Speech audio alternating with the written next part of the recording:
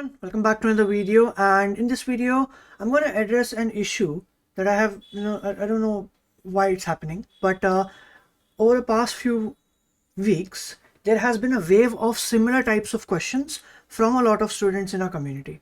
So they're asking, Kunal bhaiya, do you have to are remote jobs secured, right? Or do you get employee benefits when working remotely? Can you work for full-time companies outside India? Can you work for full-time remotely? Do remote developers pay extra tax? So many such questions are coming, and like 50, 100, 200 people have sent me same messages, which is a little bit weird. Not sure why. So usually I would not make a video like this, but since so many people are asking and I work remotely, so I was like, okay, cool, let's make one. And I'm always a huge believer in taking guidance from people who have already done those things themselves. Like, I do not care if you work at Amazon or Google or Microsoft or whatever. If I'm asking you about remote work, I will first ask you, have you worked remotely yourself? If you have, I will take your advice. If you have not, I will not take your advice.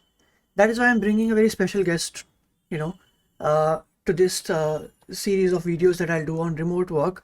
And this guest is like really amazing. They're going to answer all your questions. Anything you want to know, you will find it with proof, and they can provide all the evidence and everything. So this special guest is related to Google, the company, and such a great big tech company. So we're going to be inviting the guest from there. No, if you're guessing, it's not an engineer, it's not any other domain person.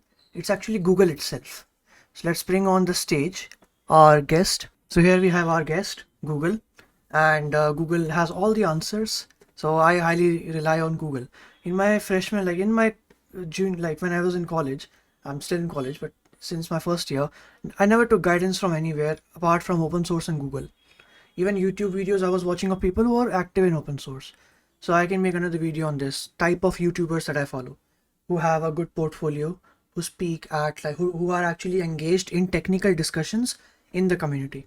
Because some YouTubers only do roadmap videos and college first year, second year, whatever. But you will never find these people conducting any tech talks or whatever. They will only be limited to college stuff and DSA. I stay away from such people. I'm talking about myself. Okay, so Google, our guest, is here, and in this video we're addressing if you need to pay extra tax when you're working remotely.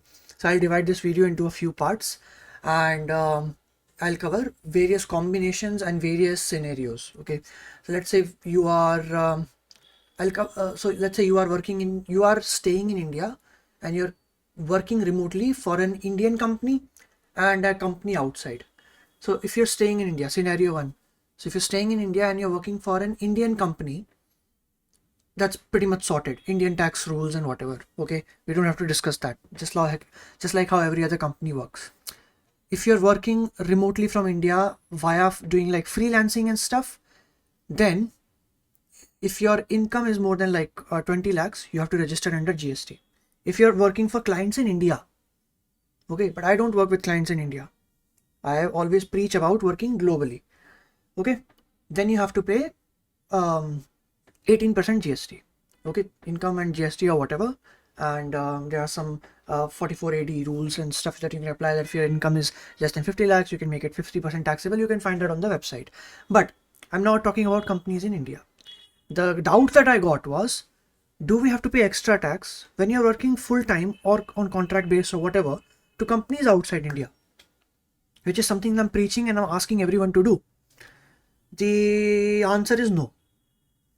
You don't have to pay any GST extra or anything, whatever. So point number one was, if you're working in India, if you're doing freelancing in India, you have to pay some extra tax if your income is a little bit over a particular threshold. Okay, because that's a business in India and you have Indian customers. But if you're working for a company in India, full-time or whatever, then all the tax rules will apply, and the maximum cap for that is 30%. All the Google, Microsoft companies, maximum tax for them is 30% income. But if you're staying in India, which is the most important question, and you work for companies outside India, I'm working at a company outside India, like I'm staying in India and I'm working for companies in US, like Europe countries or whatever. How much tax would I have to pay? So see, the let's first try to understand how these companies hire people from India. Okay, most of the companies, that have a remote culture, 90% plus companies hire full-time people directly, contract, and you will get all the employee benefits, and sometimes you get like stock options and all the additional benefits. When you get hired in India, like Microsoft says 40 CTC, 40 lakh CTC per annum. That's not 40 lakh base pay. Okay, one thing I like about remote companies and companies outside India is they don't talk in CTC, they talk in base pay. How much base pay you will be having. So in Microsoft India, base pay, I don't know what it is, but it's definitely not anywhere close to remote work. I think it's 13, 14 or what, 18 or what, 20, which is not, which it is not. Even if you said 25 or 30, it's nowhere close to remote work. But I think it's around 15 or whatever, but still, if you think I'm wrong, then fine, whatever you want to call it, 20, 25, still nowhere close to remote work. So that is what I like about outside India companies. They don't talk in like these code languages.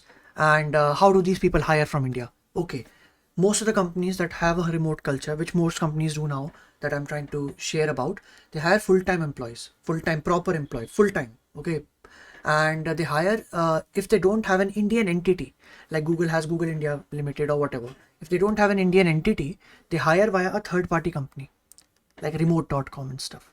So when I got my offer from MLH, they're hiring via remote.com. So there are so many people who work remotely from India full time, and they work via remote.com. They handle all the tax value and all these other things.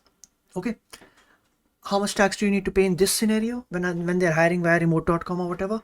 Same as every other company in India. Maximum 30%, no GST, no GST required. Why? Because now you're employed via a third party.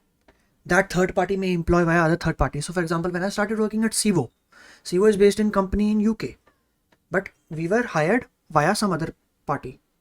Okay, they handle all the things, and for them they handle our payrolls and our tax, and we get form 16 also. You can claim tax benefits and everything. Same, ditto, 100% like India, because there's some Indian company that is handling it in the backend.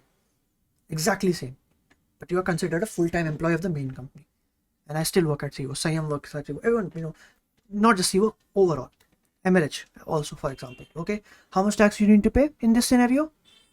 Maximum to maximum 30%, just like every other company or fan company in India. Point number 1 for this thing. Okay, point number 2 is also about like if you're doing contract based stuff. Okay, so either the outside company will have its own Indian entity, that way also same tax. India, if the company is in India only, then same tax. But what if you're doing contract based stuff, like freelancing for companies outside India on contract base and stuff? I've done it quite a lot. In that case also, you have to pay 30% only, nothing more. But Kunal, why is it that you're not allowed? Why is it that you're not paying GST when working for companies outside India? Because of the GST law. This is where we have our best friend and our guest speaker, Google. So GST on export of services, of goods and services. The exports of goods and services is considered as a zero rated supply. GST will not be levied or whatever on export of any goods and services. Zero GST. If you're doing contract based stuff for outside clients, freelancing, as long as the company, so what happens is they will pay you, and they will have the foreign you will get from the bank remittance document. Okay, using that 0% GST you need to pay. Kunal, how does this work when you're working for international clients? 2 ways. Way number 1, you pay GST, then you refund entirely all the GST, which is something I don't recommend. If your income is, I think, more than 20 lakhs when you're working from outside India, which it definitely will be, you have to register for GST, but you don't have to pay it. So either you pay it and claim entire 100%, or you sign the letter of undertaking. That way you don't even have to pay GST. Either way, you are not paying GST in any case. Maximum to maximum 30% tax only. So all these scenarios I mentioned, there was only one scenario in which you are paying GST. If your customers are in India, and you're working in India and customers are in India, which is something I've never done. I don't work with companies in India. So highly recommend you to do remote work. It will change your life. It changed mine, as you may have seen. But apart from that, this goes way into the life as well. Always take guidance from people who have actually done it. Okay, always ask for proof. If someone is guiding you about open source, first check their GitHub repository. What have you done? Okay, so many commits, nice projects and everything. Fine. How can you help me? It's very important, because I have been raised in this country. There's so much scam going on. Okay, and I won't be able to help you over the down the line, because I'm super busy. Have to make so much content, and I'm doing my job, and I've traveled so much. So many events, and obviously I have my priorities with my job, and to take care of my health, and give some computer less screen time also. It's a lot of work. So I'm really like trying to make you understand that make mentorship decentralized. Okay, so reach out to people in community and learn from their experiences, because this is an example, like when people some it's so weird, right? People working at Google don't know how to Google. This is a bit ironic. But yeah, that's it. And in the end, I just like to end on this, like anyone else who would say follow me or whatever, I am saying don't follow me. I would be very happy. Nothing, what will make you really happy? Something that will make me really happy is if students stop texting me with their questions. Why? Because there are so many other people you can take guidance from, so much more senior level people. Why do you want my guidance? I am also a student right now. Just directly jump onto the, big communities. I always say this. You don't have to follow me. Okay, I may be your inspiration or whatever. Fine. It's okay. I appreciate it. But in the end, you have to understand that I'm not like really that big or whatever. I'm also a student, but I'm doing pretty well for myself. And you have to like, take guidance from the community as a whole. So please be safe online. I won't be able to answer every single question. I answered this question because for some reason I got like 100 messages of same question, which is really weird, super weird.